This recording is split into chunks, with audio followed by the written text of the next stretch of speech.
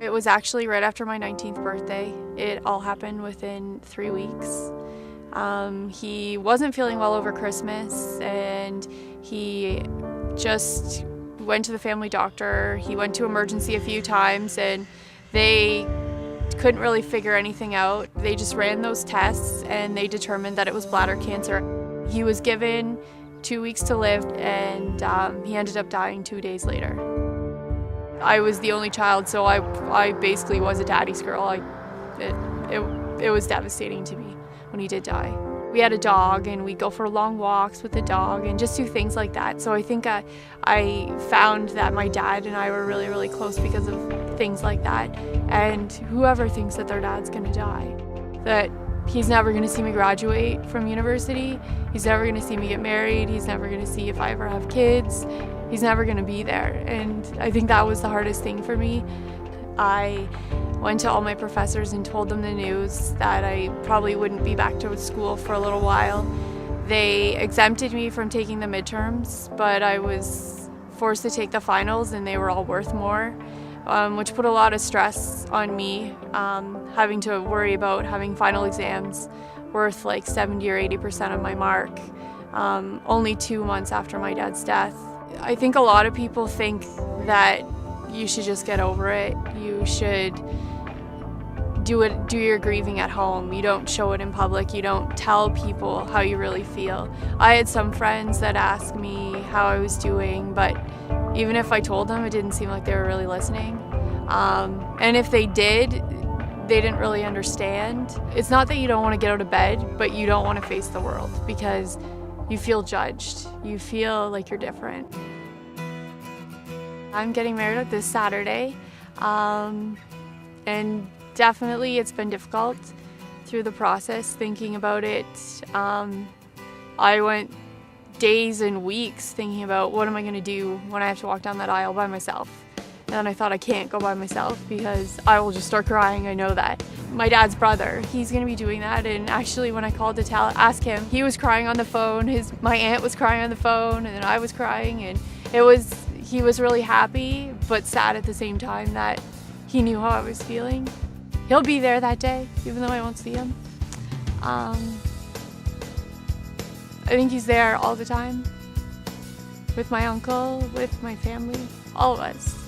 One of the last things my dad told me was, make sure you take care of your mom. I want them to be proud of me. And I think that was what made me go back to school and made me keep going back and pushing through.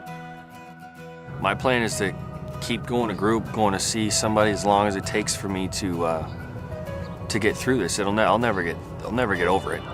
It's just something you have to deal with every day. I realize that now. Telling people how hard it was and what I did that worked for me helps a lot. Because I think a lot of people don't feel that they can talk about it. I never thought I was going to be where I am right now. But as it goes on, you know, things do get better. You find people in your life that will understand and that can talk to you about it and can make you feel better about yourself. When I think of her, I don't think of, oh my goodness, she died, that kind of a thing. I think of, wow, we had some fun memories together. You know, I found strength in these people who I have met that, you know, are doing so much better since it's happened. So I look forward to the future and knowing that, you know, I can find strength in myself. I feel like a stronger person now that this has happened to me, and you know, just that I've lived through it and I've been able to move on. And well, not even that it's moving on, it's just moving forward, you know. I'm never gonna not miss her or whatever, but just the fact that I'm able to wake up and go through my day and, you know, move on with it makes me feel good.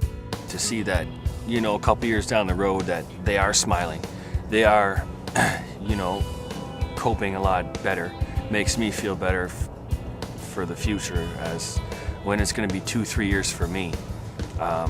This gives me hope to see that they're still happy. They still, life hasn't changed too much for them, so it gives me hope to know that soon enough this will get a little bit easier.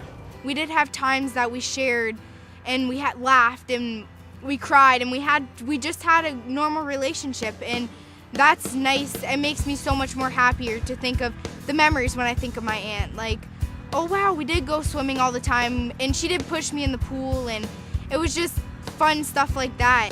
My plan is to go through with my dreams, because I know that if it was the other way around and I was gone, I would definitely want him to do everything he could to live a full life, because he deserves it.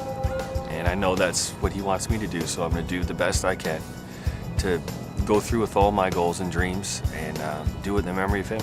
I can put myself out there and not worry so much what other people are going to think, because I have a story to tell and I can tell it to people. And even though they don't, when you look at me, you'd never know. I've been through a lot, and I can tell people about it and feel that I might make a difference in their life.